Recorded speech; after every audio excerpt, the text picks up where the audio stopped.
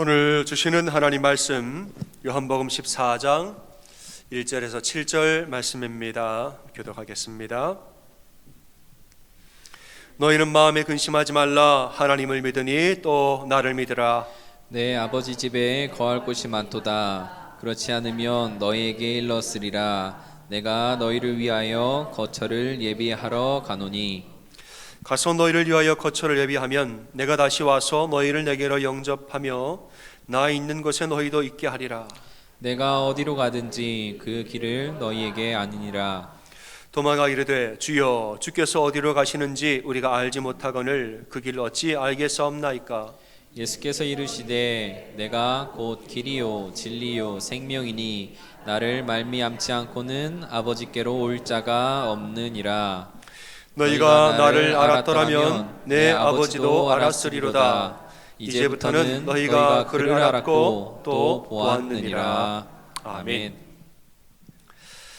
오늘 이제 요한복음 14장 말씀 읽었습니다. 13장 후반과 14장 초반을 보면 예수님이 유월절 전에 제자들과 저녁 만찬을 하시죠. 밥을 이제 먹으면서 식사도 잘 하시고 발도 닦아주시고 이러면서 그 후에 뭐 좀 심상치 않은 말씀을 하십니다. 너희 중에 하나가 나를 팔리라. 이 말을 듣고 가룟 유다가 밖으로 확 나가고 예수님 또 잠시 후에 너희와 함께 있을 것이나 내가 잠깐 너희와 함께 있을 것이나 내가 어디로 갈 건데 거기는 너희가 못 따라온다. 이런 말씀하시고 베드로가 주님 저는 주님을 위해서 나는 목숨을 바치겠나이다 했더니 네가 나를 3번 부인하리라. 이런 말씀을 하고 말이죠. 이런 말을 들으니까 제자들 마음에 좀 근심이 생겼습니다. 왜 저러시나? 그때 예수님이 이제 14장 1절에 하시는 말씀이 너희는 마음에 근심하지 말라. 하나님을 믿으니 또 나를 믿으라. 이러면서 내 아버지 집에 거할 곳이 많으니 너희를 위하여 처소를 예비하고 내가 다시 돌아오리라 이랬어요. 아버지 집에 가면 거할 곳이 많으니 거기 가서 너희의 처소를 예비한 다음에 내가 다시 돌아오리라. 그 도마가 말하니 거기가 어디고 거기 어떻게 갑니까? 예수님 대답하지요. 내가 곧 길이요 진리요 생명이니 나를 통하여 그곳으로 가면 된다고 말하고 계신 거예요. 그 처소 하나님 아버지의 그 처소에 우리가 어떻게 갑니까? 내가 길이요 내가 진리요 내가 생명이니 나를 통하여는 거기 갈 수 있다고. 나로 말미암지 않고는 그 하나님 처소 못 간다 말했습니다. 여러분 이 헬라어 원어에는 정관사 해 영어로 말하면 더라는 정관사가 붙어서 내가 유일한 길이요 유일한 진리요 유일한 생명이니 나를 통하지 않고는 하나님 아버지의 처소에 갈 자가 없다 말했습니다. 여러분 성도들의 영원한 처소는 저 하늘나라에 있는 줄로 믿으시기 바랍니다. 이 땅에서의 삶은 잠깐의 처소예요. 우리가 이 땅에서 사는 처소는 잠시의 처소고 영원한 처소는 하늘나라에 있어요. 그 영원한 처소에 어떻게 가느냐? 예수 그리스도를 통해서만 가는 것이에요. 예수님이 유일한 길이요 유일한 진리요 유일한 생명이므로 그분이 아니고서는 그 처소에 갈 방법이 없다는 겁니다. 제가 이제 지난주에 우리 기독교 변증에 대한 이야기를 좀 했습니다. 이제 어느 영상을 보다가 종교를 종교를 마치 사람이 만들어낸 창작물처럼 종교는 사람이 만든 것이고 그래서 사람에게 악용되고 이런 얘기를 하는 것을 제가 답글을 달았다 얘기를 했죠. 여러분 기억하시죠? 참 이 세상에 참 왜 종교를 저렇게 엉뚱하게 말하나 싶어서 답글을 달았어요. 그렇지 않다. 종교는 사람이 만들어낸 창작품이 아니라 모든 사람의 내면에 내재되어 있는 것이 종교이다 그랬어요. 요즘에 이 언론이나 미디어들을 보면 지금 마음이 아픕니다. 지난주에 똑같아요. 그 말씀을 제가 오늘 이었음 하고자 합니다. 온갖 미디어나 온갖 이 언론들의 뉴스나 이런 것들을 보면은 기독교의 어두운 면을 들추어내서 마치 이것이 기독교의 전부이고 기독교의 본질인 양 왜곡을 합니다. 물론 기독교 2000년 역사를 보면 참 잘못한 것도 있어요. 그건 숨길 수 없습니다. 그건 사실이에요. 그러나 이건 부분이라는 말이죠. 잘못한 것은 사람의 과오와 인생에는 다 과오가 있습니다. 이게 어둠이 있고 빛이 다 있어요. 그런데 어둠을 막 들춰내면서 이것이 마치 그것의 전부인 양 본질을 왜곡하고 호도하는, 그러면서 마치 은근히 무신론을 조장하는 경향이 오늘날에 보면 있습니다. 그런 걸 막 이제 들춰내면서 은근히 사람들에게 무신론을, 신은 없다, 신은 없다, 무신론을 조장하는 경향이 있다는 거예요. 그러니까 사람들은 이런 언론이나 이런 미디어에 자꾸 영향을 받아요. 영향받아서 팬데믹 초기에는 막 교회를 코로나 확산의 어떤 주범인 양 교회를 막 공격을 했습니다. 교회 때문에 뭐 코로나가 퍼졌다. 근데 사실이 아니잖아요. 이단들의 활동이 있었는데 막 그것이 전부 다 기독교 전체인 것처럼 호도를 하고, 이제 그런 얘기도 들었어요. 이제 그리스도인들이 주일날에 교회 가죠. 월요일날에 회사 출근해요. 출근하면 직장 동료들이 물어본다는 거예요. 너 교회 다니지? 네, 교회 다녀요. 너 어제 교회 갔어, 안 갔어? 교회 갔는데요. 교회 왜 갔냐고. 코로나 뭐 이러면서 아마 그런 걸 막 따지면서 교회 왜 갔냐고, 교회 갔다 말도 못하게 이런 분위기를 조장하고 말이죠. 주변에서 이런 말을 자꾸 들으면은 그리스도인들도 묘하게 영향을 받는다는 거예요. 주변 사람들이 교회 왜 가냐 막 자꾸 그런 얘기를 하면 그리스도인들도 이상하게 영향을 받아요. 그래, 맞다. 신앙생활 뭐 그렇게 열심히 할 필요 없다. 우리의 신앙이 없어지지는 않습니다. 성도들의 신앙이 없어지지는 않지만 다만 하나님 중심의 신앙이 아니라 나 중심의 신앙으로 점점점 이상하게 바뀌어 간다는 거예요. 교회 왜 다니는가? 그래, 내가 행복하려고 다니지. 기도 왜 하나? 내가 좋으려고 다니지. 예배 왜 드리나? 내가 행복하게 살려고 예배 드리는 거지. 나를 위해 예배 드리는 거지. 내 행복하려고 다니는 거지. 나 중심의 신앙으로 이상하게 신앙이 바뀌어 간다는 거예요. 이전에는 우리가 익히 아는 말씀, 이 백성은 내가 나를 위하여 지었나니 나를 찬송하게 하려 함이니라. 우리가 왜 존재하는가? 하나님을 찬송하고 하나님 예배하기 위해서 지음받은 존재다. 아멘 아멘 그랬어요. 근데 지금은 여러분 하나님 찬송하기 위해서 지은 존재입니다. 그런 얘기 좀 하지 말았으면 좋겠다고. 요즘에 그래요. 내가 힘든데 나를 위해서 해야지. 무슨 내가 의무적으로 교회를 요즘 싫어한다는 거예요. 이상하게 영향을 받는 겁니다. 그런지 너희가 먹든지 마시든지 무엇을 하든지 다 하나님의 영광을 위하여서 하라. 옛날에 이 말씀을 아멘하고 당연한 것으로, 왜? 하나님이니까. 우리는 피조물이요, 그분은 창조주요. 피조물의 창조주를 위해서 살고 당신의 영광을 위해서, 힘도 그분이 주시고 이 힘은 또 그분의 영광을 위해 써야 되는 것이고, 아멘으로 받아들여졌는데 이 팬데믹을 지나면서 그냥 뭐 나를 위해서, 내 행복을 위해서 신앙생활하는 경우가 은근히 늘어난다는 것이에요.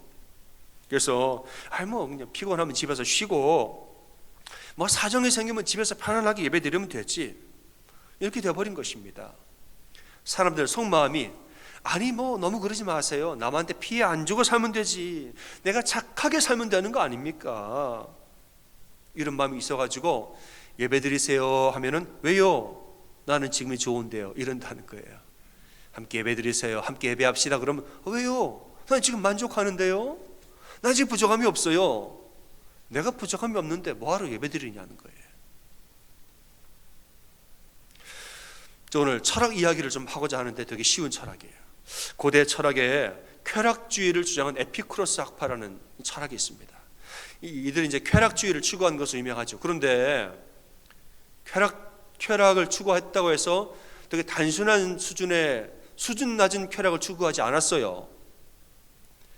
이들은 단순한 육체의 쾌락을 추구한 것이 아니라 몸과 마음의 행복을 추구한 철학이에요. 그래서 이 행복이라는 것은, 쾌락이라는 것은 고통의 부재다.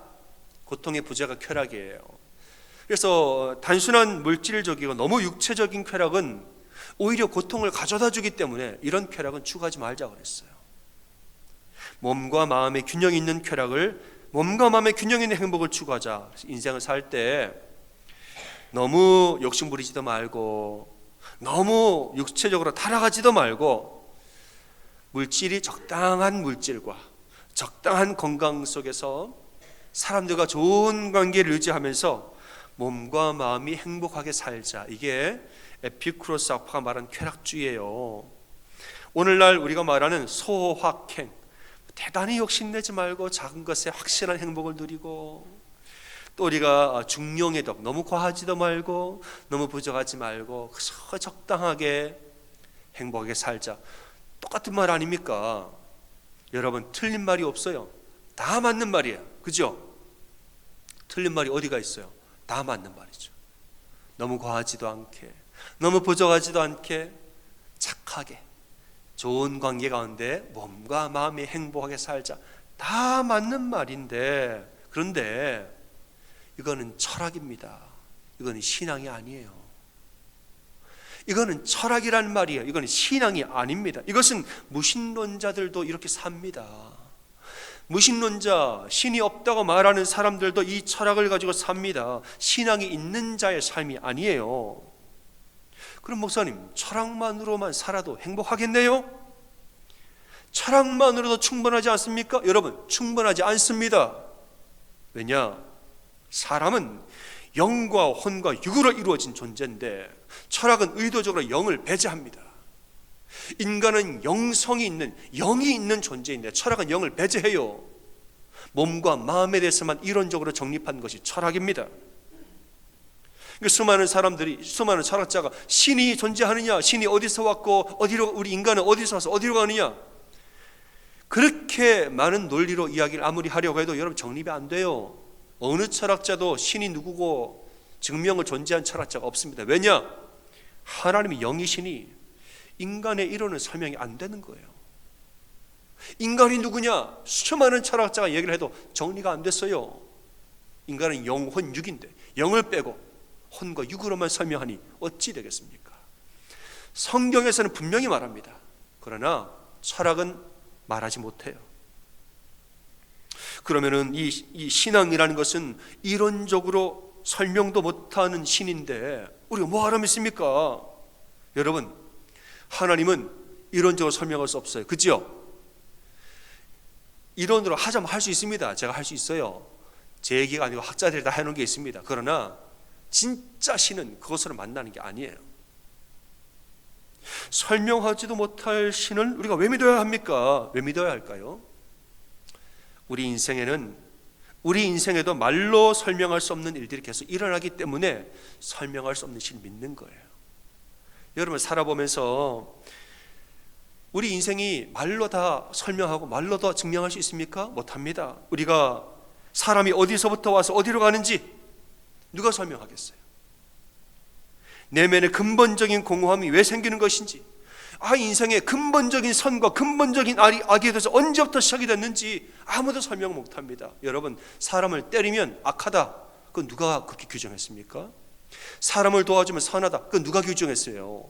그러한 선과 악의 개념이 언제부터 시작이 됐냐는 거예요. 설명 못합니다, 이거. 그런데 성경에서 분명히 말합니다. 창세기에 모든 것이 어떻게 지음받았고 어디에서부터 어디로 가는지 요한계시록에 다 나와 있고, 성경에서 분명히 말하는데 철학은 아무리 노력해도 말하지 못해요. 여러분, 철학만으로는 인생을 다 살아갈 수 없다는 거예요. 인생 자체가 말로 설명할 수 없는 것에 투성이인데 어떻게 말로만 하려고 하는 철학으로 인생을 살 수 있습니까? 철학만으로는 세상을 살 수 없어요. 사람은 영적인 존재라 반드시 신앙이 있어야 되는 줄로 믿으시기 바랍니다. 그래서 우리가 신앙을 갖는 것이에요. 여러분, 인생은 그저 잘 먹고 잘 사는 것이 전부가 아니에요. 인생 뭐 있나? 잘 먹고 잘 살면 됐지. 여러분, 근데 아쉽게도 그게 전부가 아니란 말이에요. 몸과 마음이 편안하게 스트레스를 안 받고 행복하게 사는 거 인생의 전부가 아닙니다. 우리가 하나님 믿는 거 그래서 믿는 거 아니에요. 그게 전부가 아닙니다. C.S. 루이스는 기독교 변증가죠. 이렇게 말했습니다. 나는 행복해지기 위해서 예수님 믿은 게 아닙니다 그랬어요. 난 행복해지려고 예수님 믿은 게 아니라 행복의 비결을 이미 알고 있다는 거예요. 와인 한 병이면 족하대요. 행복해지려고 뭐 예배 드리고 기도하고 예수님 필요 없대요. 와인 한 병만 마시면 행복해진대요. 나는 행복해지려고 예수님 믿은 게 아니라는 거예요. 왜 예수님 믿었는가? 예수님이 진리이기 때문에 믿는다는 거예요. 내가 곧 길이요 진리요 생명이라. 그분만이 진정한 신에게로 갈 수 있는 유일한 길이요, 나의 진정한 인생의 진리요, 나 영과 혼과 육을 구원하는 유일한 생명이기 때문에, 그래서 난 예수님 믿는 거예요. 그래서 여러분, 그렇기 때문에 철학보다 신앙이 중요한 것이고 행복보다 진리가 더 중요한 것입니다. 여러분 믿으십니까? 철학보다 신앙이 더 중요해요. 행복보다 진리가 더 중요한 것이에요. 여러분, 살다 보면 우리 인생이라는 것은 인간이 마음먹은 대로 되어지지 않습니다. 부족한 것이 없고 편안하게 그저 모든 것이 풍족하게, 너무 많지도 너무 적게도 아니고 그저 쓸 만큼 가지고 살아도 내면이 이상하게 자꾸 공허하다는 거예요. 사람은 가져도 공허하고, 충만하고 부족함이 없어도 자꾸 뭔가 결핍되고 공허하고, 더 가지고 싶어하고 뭔가 마음이 불안해하고. 여러분 왜 그럴까요? 인간의 근본적인 결핍이 있기 때문에 그런 거예요. 하나님만으로만 채울 수 있는 영적인 결핍이 우리 내면에 있기 때문에 무엇으로도 영적인 결핍이 채워지지 않는 것입니다. 스트레스를 받지 말자, 안 받으려고 아무리 해도 스트레스에 시달릴 때가 다 온다는 거예요. 그래서 하나님의 도우심이 필요한 겁니다. 사람들과 잘 지내자 아무리 잘 지내고 해도 그냥 어느 순간인가 미움과 분노가 막 차오를 때가 있습니다. 그래서 인간의 사랑을 넘어선 예수님의 사랑으로 그를 품어야 할 때가, 그 시점이 온다는 거예요. 나는 괜찮다, 나는 괜찮대요. 아무리 괜찮다 해도 어떤 계기가 되면은 과거의 상처와 과거의 아픔이 확 하고 올라오면서 너무너무 내 마음이 속상하고 아파질 때가 오는 것이에요. 이럴 때는 누구든지 그리스도 예수 안에 있으면 새로운 피조물이라, 이전 것은 지나갔으니 보라 새 것이 되었도다. 진리의 말씀이 그때 필요한 것이에요. 긍정적으로 살자, 좋은 생각만 하고 살자, 아무리 마음을 먹어도 걱정과 두려움에 막 물밀듯이 밀어올 때가 있습니다. 이럴 땐 내 힘으로 안 되기 때문에 성령님의 도우심 구해야 될 때가 누구에게나 오는 것입니다. 뭐 사람의 죽음은 끝이지 뭐 더 있나 싶어도 막상 죽음의 때가 되면 하나님을 찾게 되고 구원하기를 간절히 소원하고 누가 기도해 주기를 간절히 소원하는 것이 그 인간의 마음이란 말이에요. 모든 사람의 내면에는 근본적으로 종교적인 심성이 다 있습니다. 과학이 발달하니까 좋은 것은 뭐냐? 이 과학으로 인간의 근본적인 종교적 심성을 증명해내더라고요. 옛날에 그런 생각 못했잖아요. 과학이 신앙과 되게 별개인 것으로 알지만 과학이 더 발달하니까 신앙을 조금 증명하더라고요. 다는 못하겠지만.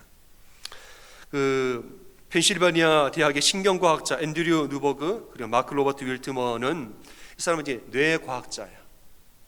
뇌를 연구하는 사람들인데 믿는다는 것의 과학이라는 책을 썼습니다. 믿음과 과학을 연결해서 얘기했어요. 이 사람이 뇌의 구조를 다 연구하고 뇌를 열심히 연구했더니 내린 결론이 인간의 뇌는 믿는 기계다라고 말했습니다. 사람의 뇌에는 근본적으로 신앙으로 가득 차 있더래요. 사람 되게 이성적일 것 같잖아요. 신앙은 되게 멀리 과학과 뇌와는 다른 것 같잖아요. 뇌를 분석을 해봤더니 사람의 뇌에는 믿음으로 가득 차 있더라는 것이에요. 모든 인간은 근본적으로 전부 다 믿음을 가지고, 어떤 믿음을 가지고 살더라는 것이, 그 믿음의 대상이 뭔지는 차이가 있겠으나 모든 사람의 뇌에는 다 믿음이 있더라는 것이에요. 그래서 이런 말을 합니다. 데카르트는 나는 생각한다 고로 존재한다라고 말했는데, 뇌과학의 관점으로 볼 때는 나는 믿는다 고로 존재한다라고 정의하고 싶대요. 여러분, 인간과 신앙의 관계는 부모와 자식과의 관계처럼 뗄래야 뗄 수 없는 관계입니다. 믿으십니까? 제가 지금 믿으십니까? 자꾸 말을 바꾸려고 그래요. 믿는 줄로 믿습니다. 믿는 줄로 믿습니다. 인간과 신앙의 관계는 부모와 자식의 관계예요. 신앙이라는 것은 무엇이냐? 우리 모든 사람에게는 어머니의 자궁과 같은 것이에요. 그 안에 포근하게, 그 안에서 따뜻함을 느끼는 우리 모태에서 나는 것과 같은 것이 신앙이란 말이죠. 어떤 사람이, 제가 이제 지난주에 그 말을 썼어요. 어떤 사람이 댓글에다가 역사상 가장 많은 사람을 죽인 것이 종교다라고 말했는데, 제가 말을 바꿔서 말해보겠습니다. 그러면은 역사상 가장 많은 사람들에게 상처 준 것은 부모들이다, 맞습니까? 역사상 수많은 사람들에게 가장 많은 상처와 가장 많은 악담과 가장 많은 아픔을 준 존재는 부모들이다, 맞습니까? 맞죠? 맞아요. 그런데 전부가 아니죠. 일부분은 사실이나 이것으로 부모의 존재를 정의하면 되겠습니까? 아니에요. 부분적인 사실로 전체를 왜곡하는 거짓말인 거죠. 우리 부모님이 내 인생에 가장 근본적인 상처를 줬고, 우리 부모님이 내 인생에 가장 아픔을 준 부모님이, 그러니까 부모님을 버리자, 종교를 버리자, 맞습니까? 옳터당터 않는 거짓말인 것이에요. 인간에게 신앙이라는 것은 부모님을 향한 마음과 같은 것입니다. 우리를 하나님 아버지라고 부르죠. 누가 아버지라고 부르가 시켰어요? 우리도 모르는 사이 하나님 아버지라고 부르죠. 왜냐? 신앙이라는 것은 부모와 자녀의 마음, 이런 관계이기 때문에 누가 시키지도 않는데 우리는 하나님 아버지라고, 어머니라고 부르지 않습니까? 이게 신앙이에요. 이게 하나님과 인간의 관계인 것이에요. 여러분, 인간에게 신앙은 너무나도 근본적이고 너무나 중요한 것이에요. 그러니까 여러분, 철학을 따라 살지 말고 신앙을 따라 사시기 바랍니다. 여러분, 내 행복을 위해서 내 행복을 위해서 믿는 거, 이거는 신앙이 아니라 철학입니다. 내가 행복하려고, 내가 잘 먹고 잘 살려고 믿는 거, 이거는 신앙이 아니에요. 이건 철학입니다. 철학. 진정한 신앙은 진리를 붙드는 것이요, 하나님 자체를 붙드는 것이에요. 나를 위해 사는 것이 아니라 하나님 영광을 위하여서 하나님 부르신 사명을 위해 사는 것이 진짜 신앙이에요. 이러한 신앙이 있을진데 어찌 우리가 편안한 마음으로 어찌 내 마음대로 신앙생활 하겠습니까? 요즘에는 요한복음의 말씀이 하나님이 영이시니 예배하는 자는 신령과 진정으로 예배하라, 이 말씀이 요즘에 오용이 자꾸 되고 있는 것 같아요. 이것은 하나님의 진심으로 예배하라는 뜻이지, 당신 편한 대로 아무 데서나 편한 대로 예배하세요, 그런 말이 아닙니다. 자꾸 오용이 됩니다. 그래, 하나님 영인데 꼭 그렇게 예배할 필요가 있나? 그냥 난 마음에 있으면 되는 거야. 편하게 예배해, 편하게. 그런 뜻이 아닙니다. 심지어 이 말씀을 하신 예수님 자신도 매일 새벽에 한적한 곳에 나가 기도하셨어요. 이 말씀을 하신 예수님 본인도 나의 원대로 마시고 아버지의 원대로 하셔서 자기의 목숨을 내어놓고 아버지께 순종했단 말이에요. 내 마음대로 사는 것이 신앙이 아니에요. 하나님 중심으로 사는 것이 신앙인 것이죠. 예배 안 드려도 나는 괜찮더이다. 여러분, 우리가 하는 말이 있어. 예배 드리세요 하면 예배 안 드려도 괜찮던데요. 예배 안 드려도 나는 괜찮아요. 여러분, 나는 괜찮을지 몰라고 하나님이 안 괜찮은 거예요. 하나님이. 나는 내가 괜찮은 게 아니라 하나님이 안 괜찮아요. 하나님이 마땅히 받으셔야 할 영광을 지금 안 받고 계시잖아요. 신앙은 내 중심이 아니라 하나님 중심이에요. 예배라는 것은 내 중심의 예배가 아니라 하나님 중심의 예배가 되었죠. 내가 행복하려고 예배 드리는데 나는 괜찮으니까, 지금 행복하니까 굳이 예배를 안 드려도 된다. 여러분, 하나님 영광 못 받고 계시잖아요. 하나님 우리의 찬송을 받지 않고 계시잖아요. 학생들이 집 나가서 용돈 받아 쓰는 학생들이 우리 부모님한테 전화 꼬박꼬박 안 해도 괜찮더라. 부모님한테 잘 지내시냐, 안부 전화 안 해도 괜찮더라. 내 통장에 용돈이 따박따박 들어오더이다. 부모님한테 잘하지 효도하지 않아도 괜찮더이다. 나는 괜찮더이다. 여러분 괜찮을지 몰라요. 아버지는 괜찮지 않아요. 어머니 괜찮지 않아요. 얼마나 서운하시겠어요. 그분들이 마땅히 받아야 할 존경을 지금 못 받고 있잖아요. 내 중심의 신앙이 아니라 하나님 중심의 신앙으로 살아야 되는 것이에요. 예배는 나를 위한 예배가 아니라 하나님께 영광 돌려드리는 예배인 것이죠. 사랑하는 여러분, 나를 위해서 예배드리지 말고 하나님을 위해서 예배드리시기 바랍니다. 내 중심의 신앙이 아니라 하나님 중심의 신앙으로 사십시오. 이것이 진짜 신앙이에요.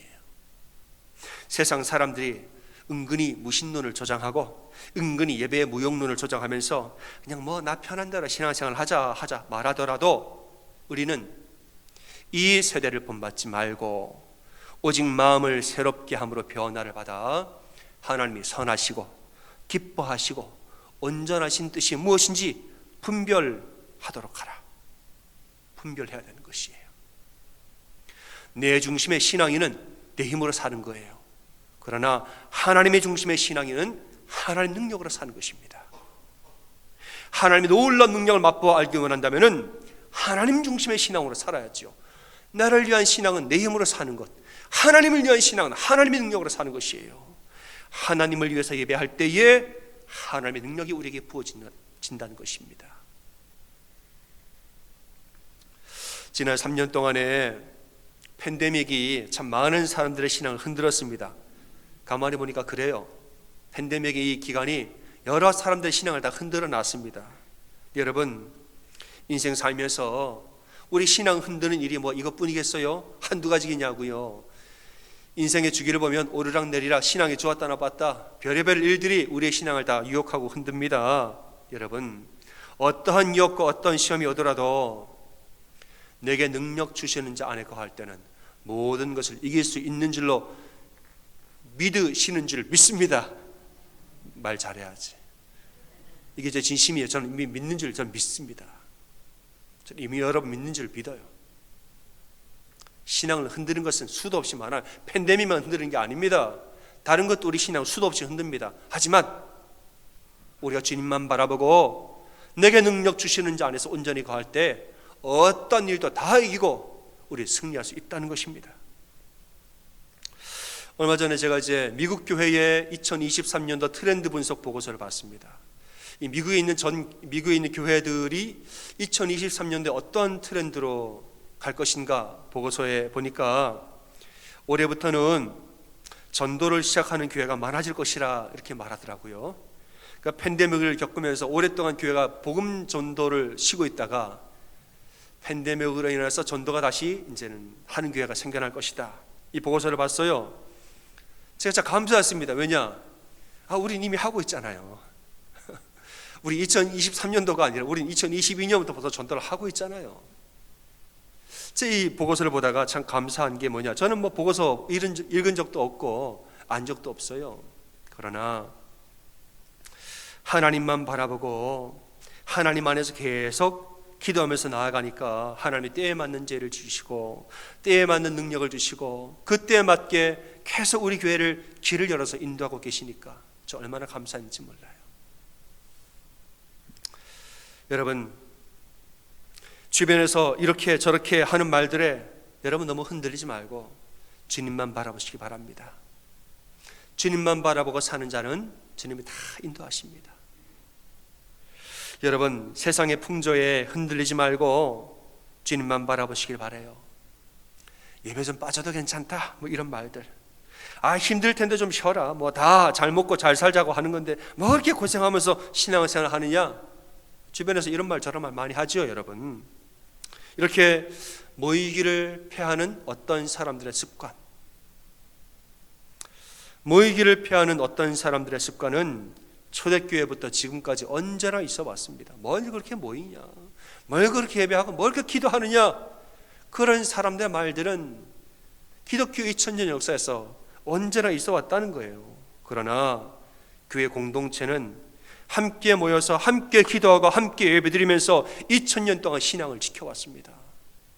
공동체에서 함께 예배함으로 우리 신앙을 지켜오고 이 신앙의 명맥을 유지해오고 있다는 것이에요. 모이지 아니하고 공동체 없이 개인적으로 혼자 신앙생활한 사람들은 그 명맥을 잊지 못했습니다. 다 끊겨버려요. 다음 세대가 없는 것이에요.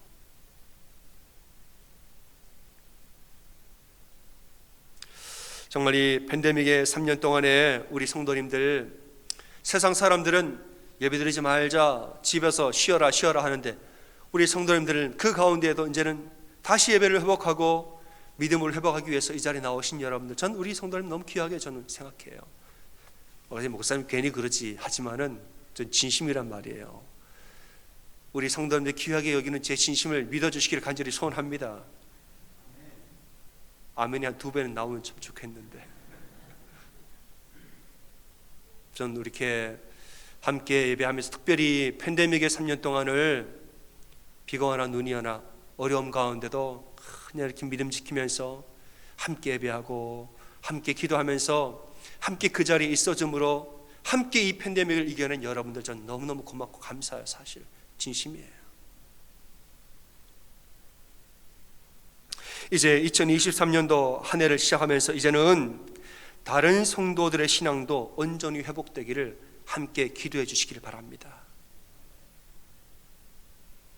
이 팬데믹 기간 동안에 신앙이 흔들리고 예배가 흔들리고 나를 왜 예배드리지? 뭐하러 예배가 나? 개인주의의 신앙과 이기적인 신앙으로 변질되는 이 모습들, 그러한 분들에게 아니다, 그러지 말고 예배는 하나님께 드리는 것이고 신앙은 하나님 중심으로 하는 것이지 내 중심이 신앙이 아니다. 함께 예배 회복하고 함께 우리 예배 드리자. 두 손 꼭 잡고 여러분 눈물로 호소하고 기도하시길 바랍니다.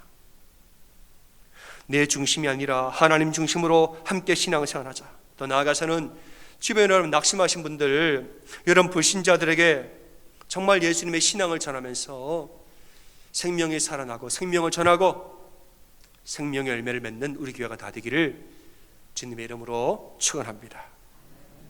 아멘. 옆에 분들에게 그렇게 격려하겠습니다. 세상에 흔들리지 말고 신앙 잘 지킵시다. 이렇게 인사하겠습니다. 세상에 흔들리지 말고 신앙 잘 지킵시다. 아멘.